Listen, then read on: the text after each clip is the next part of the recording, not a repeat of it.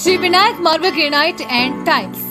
हमारा शोरूम सालियाना चौक पंचरुखी से पालमपुर रोड में और दूसरा शोरूम संगल में बाजार से सस्ते दामों में मिलती है। हिमाचल में सबसे सस्ते दामों में मिलने वाली टाइल, मार्बल और ग्रेनाइट वॉश बेसिन, मंदिर और विभिन्न प्रकार की अपने सपनों के घर को सजाने के लिए संपर्क करें। श्री विनायक मार्बल शोरूम सालियाना चौक पंचरुखी पालमपुर रोड नजदीक पेट्रोल पंप और दूसरा शोरूम संगल और शो होटल के बिल्कुल साथ में।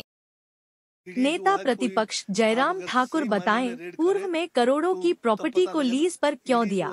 हिमाचल को आर्थिक रूप से कंगाल देखना चाहते हैं BJP. Himachal Pradesh high court द्वारा पर्यटन निगम के 18 होटल को बंद करने के बाद अब सियासत भी गर्मा गई है। भाजपा लगातार कांग्रेस सरकार पर इन होटल को अपने मित्रों को देने के आरोप लगा रहे हैं। वहीं बागवानी मंत्री जगत नेगी ने इसको लेकर पलटवार किया है और नेता प्रतिपक्ष से पूछा है कि जब वे मुख्यमंत्री थे तो उन्होंने प्रदेश के अच्छे होटल को लीज पर किसको दिया और अपने विधानसभा क्षेत्र चुनाव में क्लब महिंद्रा को क्यों पर्यटन निगम के होटल दे दिया गया? इसके बारे में उन्हें पहले हिसाब देना चाहिए, उसके बाद वह सरकार से सवाल करें। राज रह जाएगा तो ईडी जो है कोई आप अगर सही मायने में रेड करे तो तब पता लगे ना। ईडी जो है सिर्फ उन्हीं लोगों को तंग करते जो इनके पास नहीं जाते, बीजेपी में ज्वाइन नहीं करते, और जो जितना बड़ा भ्रष्टाचारी हो अगर वो बीजेपी में चले जाए तो वो फिर वॉशिंग मशीन में साफ होकर धुल जाता है। तो ये तो हमें सोचना पड़ेगा कि इस देश में चल क्या रहा है। लोकतंत्र खतरे में है, संविधान खतरे में है, ईडी सीबीआई लेनी देनी जितने भी इनके पास है ये सारे इनके कठपुतले बने हुए हैं और ये केवल सिर्फ अपने फायदे के लिए इनको यूज़ हो रहा है।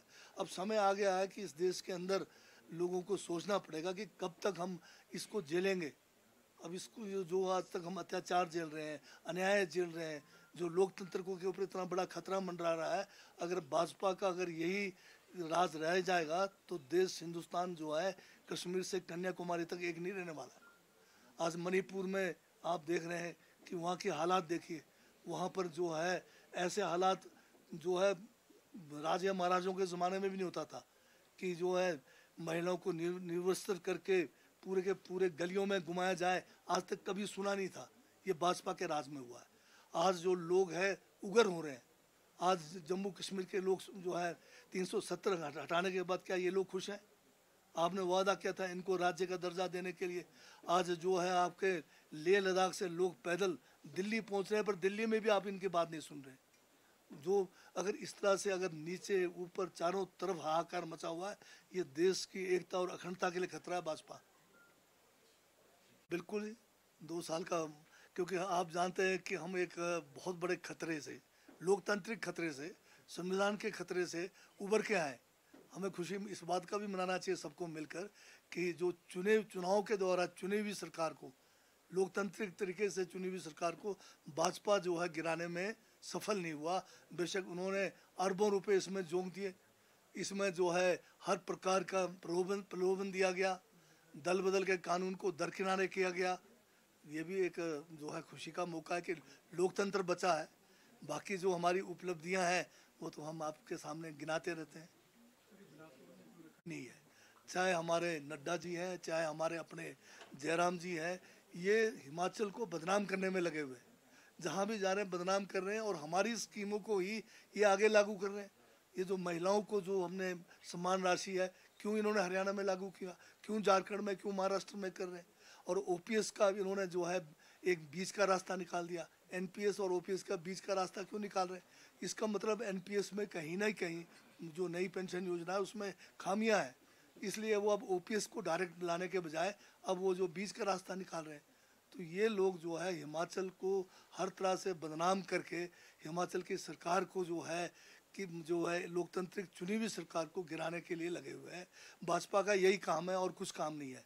चुनाव ही चुनाव में जाना है। देश में चाहे भूखमरी हो, चाहे बेरोजगारी हो, उनसे इनको नहीं लेना है। तब जो है उनको दे दिया, हर्षमार्जन जी को दिया हुआ है।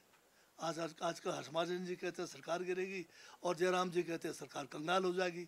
और दोनों के जो है मुंगेरी लाल के हसीन सपने हैं, दोनों सपने पूरे नहीं होने वाले हैं। हम हिमाचल को जो है कांग्रेस की सरकार इसको जो है जो हमने वादे किए हैं और जो भाजपा ने 5 सालों में पिछले इनके सरकार के समय में हिमाचल को आर्थिक रूप से पटरी से उतारा, हिमाचल में जो यहाँ पर लोकतांत्रिक व्यवस्था है उसको समाप्त किया, उन सबको हम ठीक करेंगे। तब जो है उनको दे दिया, हर्षमार्जन जी को दिया हुआ है।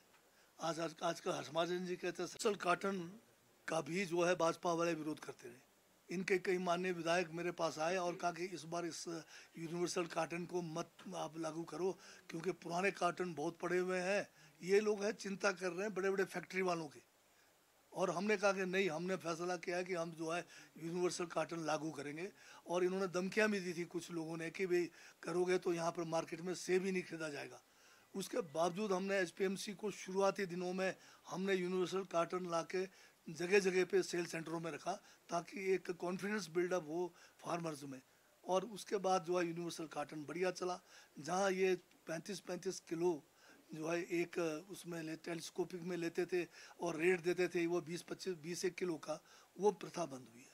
और अब जो है 20 और 23 किलो के आसपास में जब सेब गया है, तो आप लगाइए कि 4-4, 5-5 किलो सेब आपका बचा, और वो भी किलो के हिसाब से हमने लागू किया, तो लोगों को फ़ायदा हुआ है। इस बार फसलें कम हुई, परंतु यूनिवर्सल कार्टन के कारण जो है पिछले बराबर जो है 2 करोड़ 8 लाख के करीब अभी हुआ। तो पिछले बार भी इतना ही था, बेशक इस बार फसल कम थी, पर पेटियों के उसमें हम ज़्यादा इसलिए कर पाए क्योंकि पेटी में 23 किलो 24 किलो से ऊपर का जो है हमने अलाउ नहीं किया यूनिवर्सल कार्टन लाने से। सर, भाजपा के जो नेता है